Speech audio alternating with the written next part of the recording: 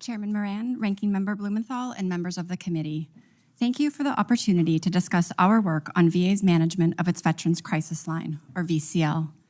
My testimony covers findings and recommendations we made in a report we are publicly releasing today. The suicide rate for veterans remains tragically high, with more than 17 veterans losing their lives to suicide every day. The VCL is a vital resource to assist veterans or their loved ones in crisis. The use of the crisis line continues to grow, with customer interactions across call, text, and chat platforms increasing nearly 40% from fiscal years 2021 through 24. In total, VCL responded to about 3.8 million interactions over that time, and by 2024, it responded to over 2,500 calls every day. The VCL's goal is to answer 95% of calls within 20 seconds, which it has been able to achieve. As of this March, VCL has more than 1,000 crisis responders on staff to answer calls. A subset of responders are trained to work in the Customers with Complex Needs unit. This unit handles callers assigned as having complex needs, such as abusive, sexually inappropriate, or high-frequency callers. However, we found problems with how the VCL is managing this unit. Specifically, it made a procedural change so that if there is no responder available in the unit, callers are immediately redirected to the main line. Previously, this redirection occurred after 3 minutes. VCL made this change to reduce wait times for complex callers and reduce the number of abandoned calls. Yet this change has resulted in many more complex calls being answered by mainline phone responders who have not had complex needs training and therefore may not be well equipped to handle the interactions. This creates a risk to the quality of service provided to the caller and causes increased stress and burnout for responders. Therefore, we are recommending that the VCL assess the risk of adverse effects associated with this procedure change. VA agreed with our recommendation, stating that it would perform such an assessment by this October.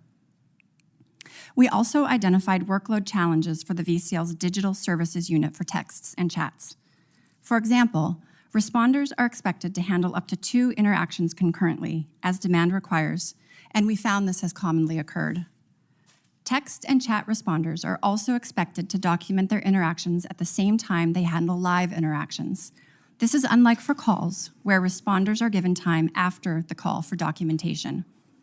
Having to do both at the same time can create workload challenges and can distract responders from ongoing interactions, especially if the responder is handling 2 interactions concurrently.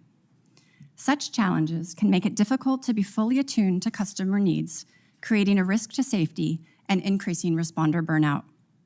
The VCL has not assessed how these challenges may be affecting the quality of its digital services, so we are recommending that it do so.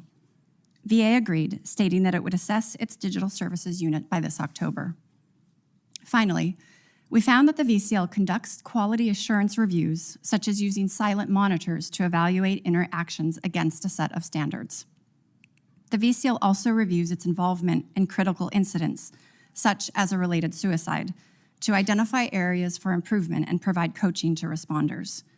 An important aspect of addressing critical incidents is also disclosing VCL involvement with certain incidents to customers or their representatives. However, due to a recent policy change, the VCL now has no procedure for disclosing incidents to customers. The VCL recently withdrew its procedure because it determined the policy applied only to clinical services, whereas the crisis line provides non-clinical services. The lack of disclosure procedures could result in missed opportunities for the VCL to hold itself accountable to customers or their families in the event that a VCL action or inaction contributed to a customer's harm. Accordingly, we are recommending that VA establish a procedure for the VCL to identify the types of incidents that warrant disclosure and a process for doing so. VA agreed, stating that it would take action to implement it by next January. Doing so will better ensure that VA meets its goal of building trust with stakeholders through transparency and accountability. This concludes my prepared statement. I'd be happy to answer any questions you may have. Thank you.